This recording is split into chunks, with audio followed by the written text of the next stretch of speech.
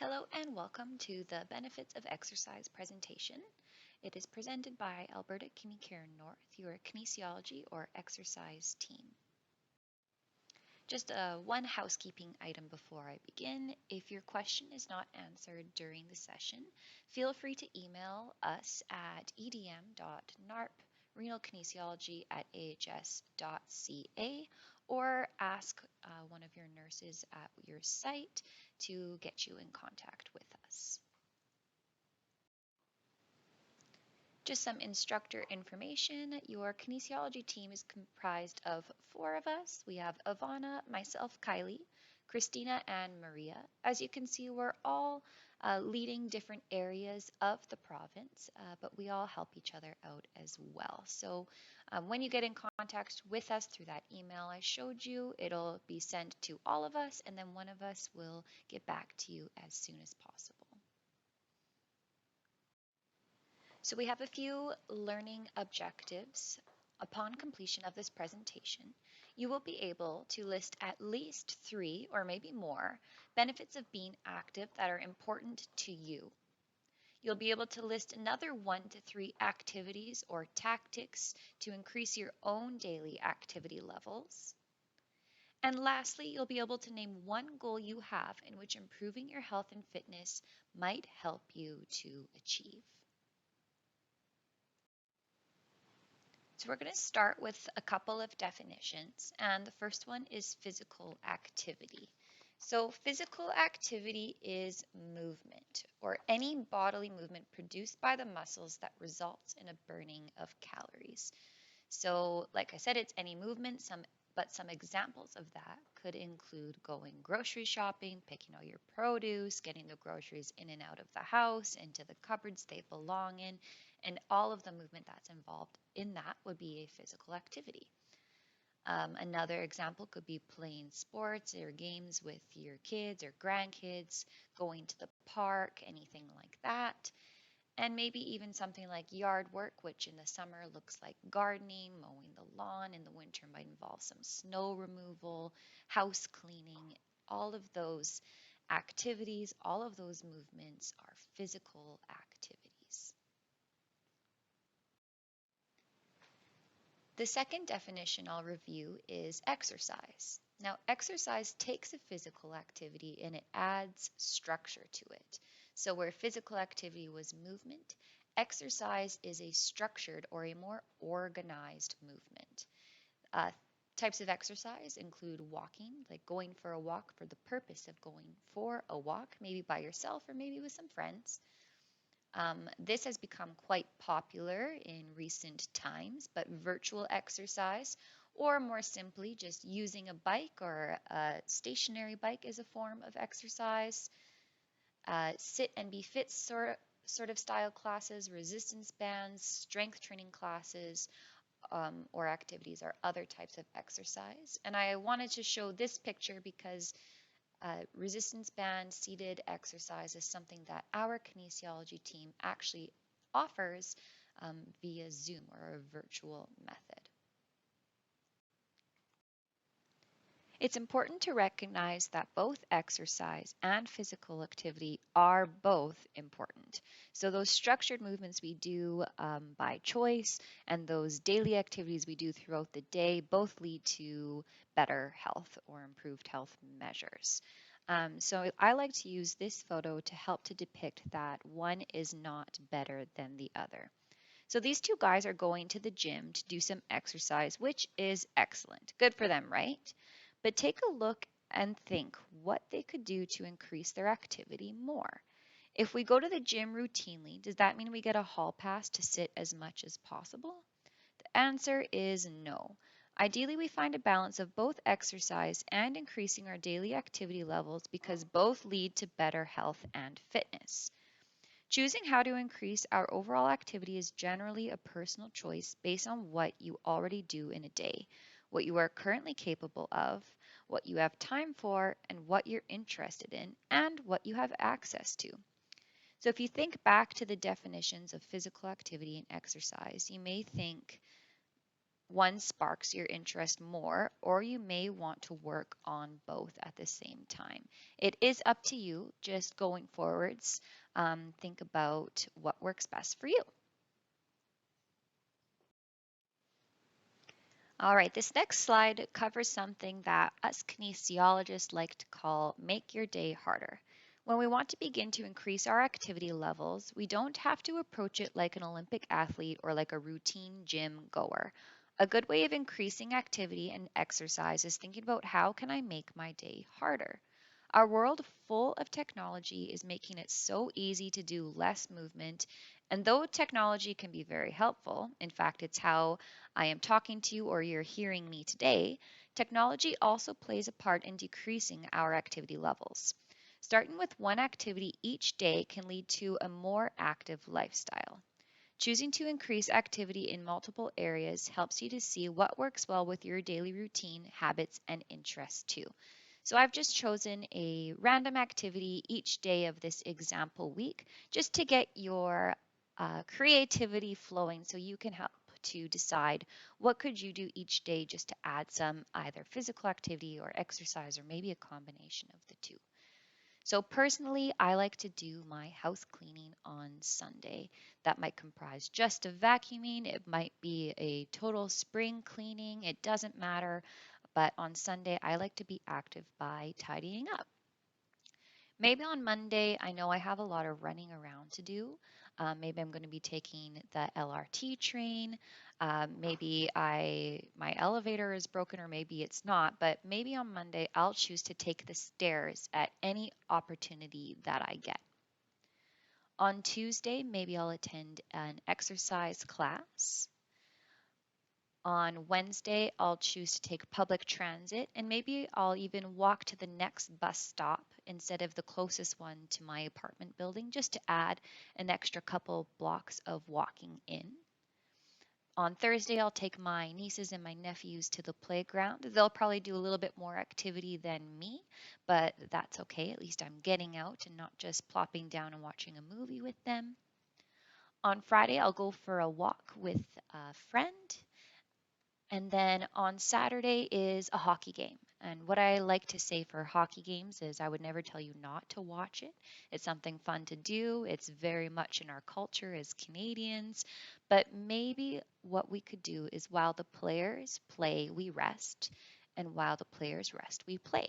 And what I mean by that is watch the hockey game. There's no issue with that. But maybe during those intermissions, find something to do that gets you moving. So maybe in between 1 and 2, I'll do the dishes from dinner, and in between 2 and 3, I'll go for a quick walk around the block. Something like that just to balance all of the sitting that comes with watching a hockey game. A common reason for not exercising is that we feel tired or our energy levels are low. This is a valid reason, but you may not know that doing activity can actually boost energy levels. As we gradually increase our daily activity levels and as we improve our strength and endurance, we actually create more energy, skill, and ability to perform more. Learning your threshold will be an individual experience. There is such thing as doing too much, especially if we go from mostly seated lifestyle to taking the stairs, biking to work, and joining an online fitness class in the same week. But if you introduce new habits gradually, your improved fitness will lead to higher energy levels to allow you to do activities you both need and you enjoy to do. Because your fitness will be higher, you'll be able to do more of these activities and get less tired from them. All of these benefits are interconnected and all lead to improved health. The most commonly known or well recognized benefits of exercise are generally fitness benefits. These are all wonderful things to experience, which include improving our strength, so actually making us stronger, being able to lift more, push more, um, stand up easier, those types of things. Improved endurance is another fitness benefit, and unlike strength, it's more about how long of a duration you can tolerate a certain activity or movement. So when we think about endurance, generally we think about being able to stand for a long period of time or be able to walk for a long period of time, that sort of thing. As we get stronger and as our endurance improves, our ease of daily activities improves. So, what that means is maybe when you vacuum your house, you need to take a break after every room, but as you get stronger, you can push the vacuum easier. And as your endurance improves, you can last a little bit longer. So, things like vacuuming or doing the dishes get easier as your fitness improves.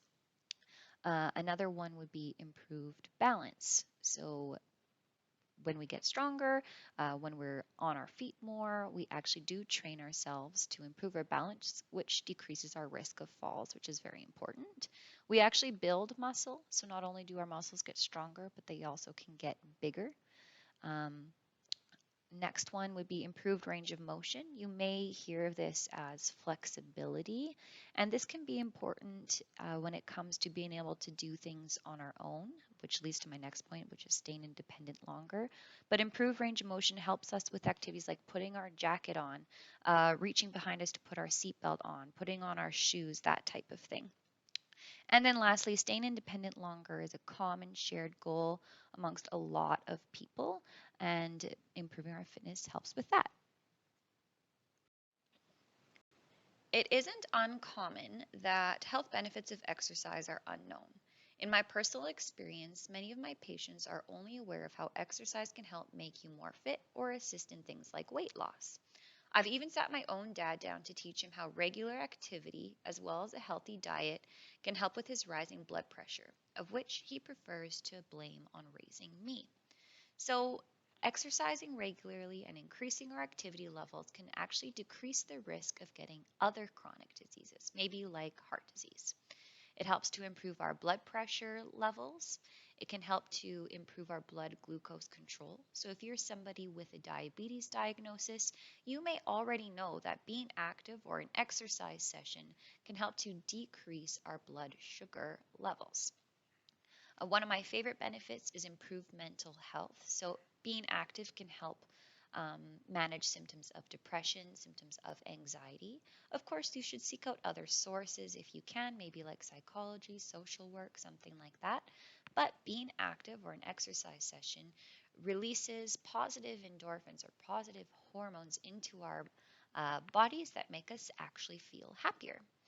Exercising regularly can decrease chronic pain symptoms and actually can decrease chronic pain syndrome overall. It can help with arthritis management. Something that's very common that happens when we get a arthritis diagnosis is we want to stay still, we want to stay in bed, we want to avoid movement because we feel like that increases our pain. But the opposite is actually true. We want to increase our activity levels and get professional help with some structured exercise to manage our arthritis appropriately so that we can strengthen the muscles around the joints where we do have arthritis. And this helps to support those joints. And lastly, exercising regularly and being active can help to improve our sleep quality. So, simply put, when we use energy during the day, it helps us to require that sleep and sleep better at nighttime.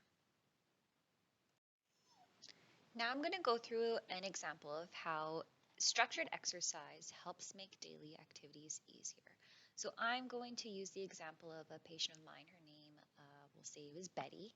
She asked to join the exercise program because she was getting exhausted trying to prepare meals for her family and noticed her legs were getting weaker. So, she wasn't able to stand as long in the kitchen, essentially. Betty added exercise 3 times per week, beginning at only 10 minutes, and increased her daily activity by breaking up her TV watching with standing and moving around her TV room. These two lifestyle changes led to her legs getting stronger and her energy levels improving, and Betty reached her goal of being able to cook dinners for her family with less fatigue. So, just by adding 3 exercise sessions for short durations each week, she was able to achieve her goal of cooking in the kitchen, being able to stand longer, making these wonderful, elaborate meals that she liked to make. The next example is about how making small changes creates new habits. So Jake was another patient of mine. He works an office job 5 days a week and babysits his grandkids at least one day each weekend. So we'll say Saturdays he had to watch his grandkids. He wants to be more active because he knows it's good for him, but he claims he lacks both time and energy, which is very common. So what we decided for Jake was on work days, Jake would park in a parking spot further away than what he used to. So instead of parking, I think it was in the underground parking lot, he parked a couple blocks away in the next lot that he could. And then on Saturdays, when he had to watch his grandkids, he promised himself that he would do at least one active activity with them. So this way he was getting two things done at once. So what Jake found was each change was manageable, and he decided to park far away anywhere he went. So it created a habit. So when he went to the grocery store, he would park further away instead of finding that spot that's closest to the door. And then on Sundays, when he didn't have to watch his grandkids, he would do something active for himself. So this is an example of how just by making one change, or two changes rather, it led to lifestyle changes. And this is a picture I love to share from one of my favorite YouTube videos, and it shows that parking in a spot further away, those are the spots that are reserved for people who want to live longer and have a higher quality of life, which are, of course, benefits of being active. So something you can start doing is just notice how you spend your time. So if we were to split our activity into four big major categories, they might be physical activity. So remember, this is movement, whether it be a daily activity or a chore, something like that. Exercise, which is that structured movement. Sitting time, so this could be work, watching TV, sitting looking at your phone, sitting in waiting rooms, which of course is a little bit out of our control, but it still goes into our time. And then lastly, sleep, which is very important, of course. So this is just an example, and I'm not saying this is you right now, but it could be. And maybe you're spending a lot of time sitting, so more than half of your day. Just a little bit of physical activity. So this would include walking to and from the bathroom, grabbing food from your storage room, and your grocery shopping, and gassing up your car, maybe. And then the purple area you see, that would be sleep, which looks like a decent chunk of the day, and we would want to keep that the same. So just start to think, if your day was a circle, what would your pie chart look like if you were to put these four categories into it? If you're starting looking like this circle, you might want to think about how can you make it look more like this. So here you can see there's more physical activity, a little chunk of structured exercise, and the sitting time has decreased. You'll notice sleep also stayed the same or maybe increased just a little bit. Maybe they added 1 hour here. So depending on how you like to frame it, you might like to think I'm going to sit less. You might like to think I'm going to move more. Whatever works best for you, do it that way. Also take note that this doesn't happen overnight necessarily. Remember, you might just add one activity per day. You might add one activity every couple of days, and every now and then you might have a bad day where your circle looks like that first one again, and that's totally fine. It's all about making these gradual changes to create this regular lifestyle. So let's take a second to review those learning objectives that I mentioned at the beginning of the slides. So as I read these through, I'll take little breaks in between so you can maybe think about what your answers would be. So number one is, can you list 3 benefits of being active? So remember, there were both fitness related benefits and there were health benefits with the lists under each of those topics.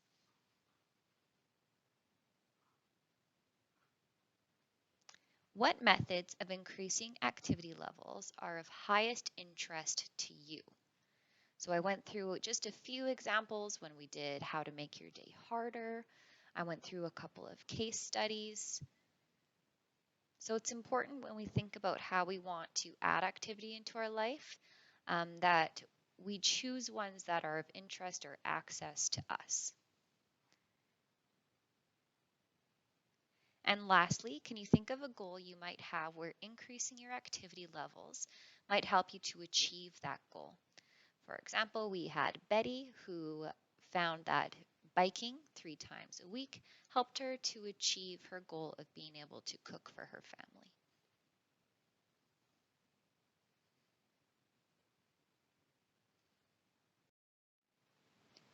So the next class, there is one more, will focus on how to get started with your own exercise and activity routine. So the class we just did is just so you can understand why we would want you to add activity and exercise to your routine, and to help you develop a connection as to why or how it might be important to you. And the next session will focus on how do you actually get started? Where do you begin? What to think about when creating your own